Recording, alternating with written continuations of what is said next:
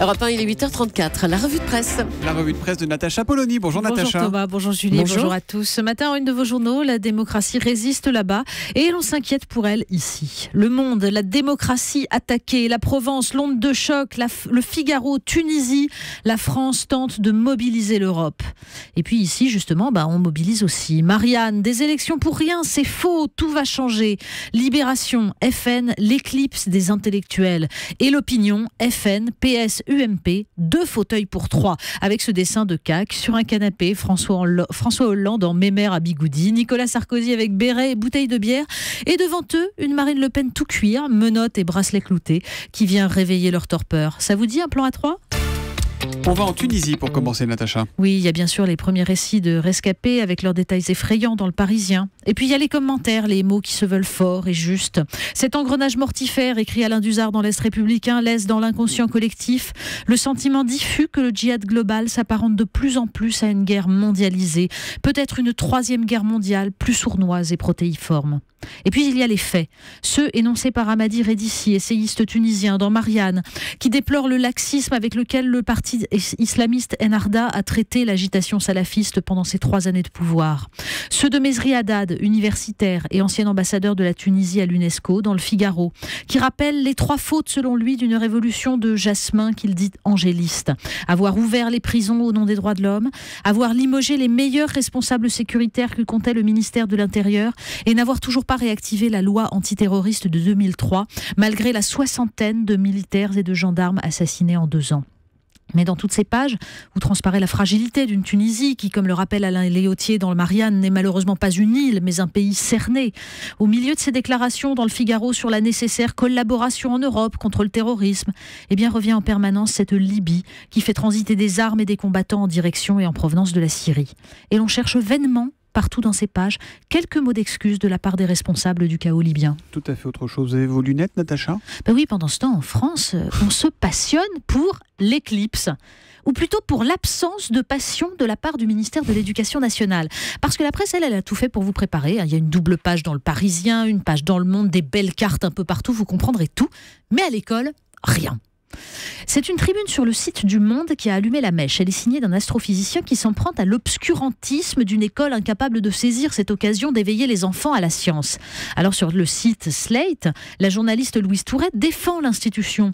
En France, écrit-elle, l'école est censée avoir des super pouvoirs, apprendre le code de la route, le bien manger, se tenir au courant des éclipses pour avoir 12 millions de paires de lunettes ad hoc sous la main le jour J.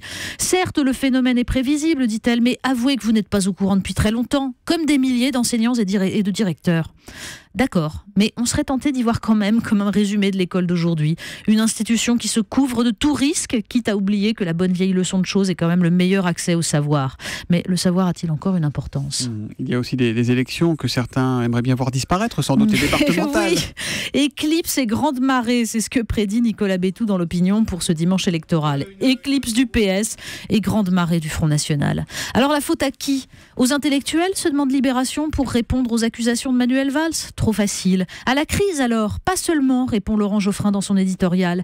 La nation, on le sait, est le patrimoine de ceux qui n'ont pas de patrimoine, rappelle-t-il.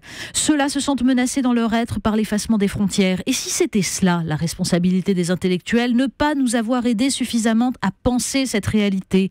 Les uns, ajoute-t-il, disqualifient comme plus ou moins pétainistes toute référence à l'identité nationale. Les autres proposent plus ou moins subrepticement de rejeter l'Europe et de rétablir les frontières, c'est-à-dire de combattre le FN en reprenant ses idées. Que devient la France républicaine dans l'Europe et la mondialisation ? Demande Libération. Le débat est crucial.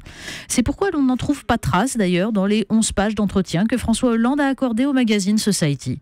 Une interview intéressante, notez bien, intimiste, pleine de considérations sur la gauche, le pouvoir, l'impatience des peuples, l'antisémitisme qui se transmet de génération en génération, mais où, comment, ça on ne sait pas. Et puis le 11 janvier, beaucoup. Mais pas un mot sur l'islamisme, pas un mot sur la France comme projet politique et civilisationnel, pas un mot sur l'enjeu environnemental. Un entretien normal, quoi. À propos d'enjeu environnemental, on parle de déchets nucléaires, toujours dans Society. Oui, c'est un petit peu plus loin ce reportage passionnant sur le village de Bure en Moselle. Là-bas, disent les habitants, il n'y a rien que des hommes durs comme leur terre.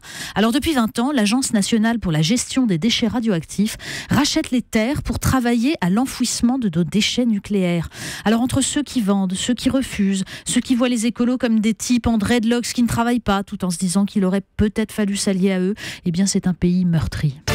On termine en ouvrant le magazine Styliste. Oui, qui nous apprend que des étudiants américains ont poussé jusqu'au bout la logique de précaution qui envahit le monde. Ils ont réclamé que les conseils de lecture des professeurs comportent des trigger warnings, des avertissements, quand ils contiennent des éléments, je cite, susceptibles d'infliger des flashbacks à ceux ayant été agressés sexuellement, ayant vécu la guerre ou souffert d'un quelconque traumatisme. La liste des bouquins proscrits va être longue. Hein.